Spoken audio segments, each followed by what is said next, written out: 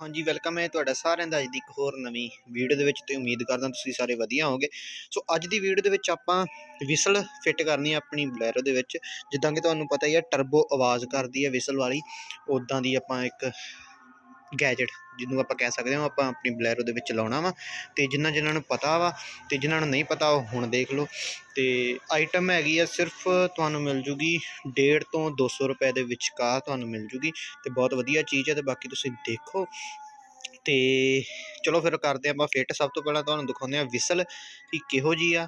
ਤੇ ਤੁਸੀਂ ਨੋਰਮਲ ਕਿਸੇ ਵੀ ਜਾ ਕੇ ਦੁਕਾਨ ਤੋਂ ਇਹ ਖਰੀਦ ਸਕਦੇ ਜਿੱਥੇ ਅਸੈਸਰੀ ਮਿਲਦੀ ਆ। ਤੇ ਬੇਸਿਕਲੀ ਇਹ ਟਰੈਕਟਰ ਦੇ ਉੱਤੇ ਜ਼ਿਆਦਾਤਰ ਲਗਾਈ ਜਾਂਦੀ ਹੈ। ਤੇ ਬਾਕੀ ਤੁਸੀਂ ਦੇਖੋ ਤੇ ਚੈੱਕਆਊਟ ਕਰੋ ਕਿੱਦਾਂ ਦੀ ਲੱਗਦੀ ਹੈ ਤੇ ਫਿਰ ਤੁਹਾਨੂੰ ਅੱਗੇ ਦੱਸਦੇ ਹਾਂ ਕਿੱਦਾਂ ਦੀ ਆਵਾਜ਼ ਕੱਢਦੀ ਹੈ। ਤੇ ਚਲੋ ਫਿਰ ਬਾਕੀ ਤੁਸੀਂ ਦੇਖ ਸਕਦੇ ਹੋ ਬਈ ਕੁਛ ਇਸ ਤਰੀਕੇ ਦੀ ਇਹ ਵਿਸਲ ਹੁੰਦੀ ਹੈ। ਤੇ ਇਹਦਾ ਪ੍ਰਾਈਸ ਆ ਤਕਰੀਬਨ 150 ਤੋਂ 200 ਕੁ ਰੁਪਈਆ। ਤੇ ਬਾਕੀ ਤੁਹਾਨੂੰ ਫਿੱਟ ਕਰਕੇ ਤੇ ਦਿਖਾਉਂਦੇ ਆ। ਇੱਕ ਵਾਰੀ ਮੈਂ ਫਿੱਟ ਕੀਤੀ ਹੈ, ਤੁਸੀਂ ਦੇਖ ਸਕਦੇ ਹੋ ਬਲੈਕ ਹੋਈ ਹੈ। ਤੇ ਫਿੱਟ ਕਰਨੀ ਸੌਖੀ ਹੈ, ਇੱਥੇ ਤੁਸੀਂ ਦੇਖ ਸਕਦੇ ਹੋ।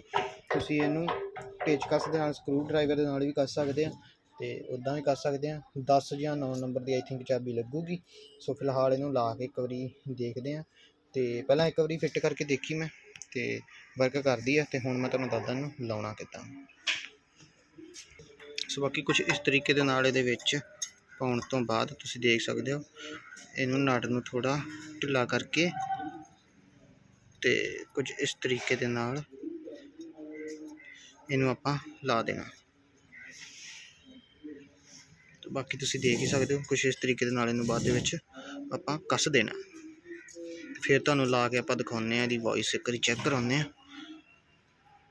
ਬਾਕੀ ਤੁਸੀਂ ਦੇਖ ਸਕਦੇ ਹੋ ਵਿੱਚ ਲੱਗ ਚੁੱਕੀ ਹੈ ਤੇ ਲਾ ਕੇ ਤੇ ਫਿਰ ਦੇਖਦੇ ਹਾਂ।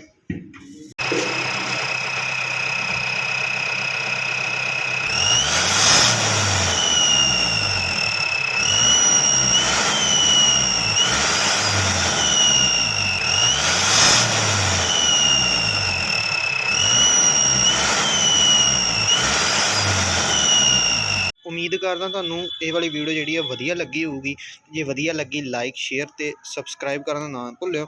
ਸੋ ਮਿਲਦੇ ਹਾਂ ਇੱਦਾਂ ਹੀ ਕਿਸੇ ਨੈਕਸਟ ਵੀਡੀਓ ਦੇ ਵਿੱਚ ਤੇ ਬਾਏ ਬਾਏ ਗਾਈਸ।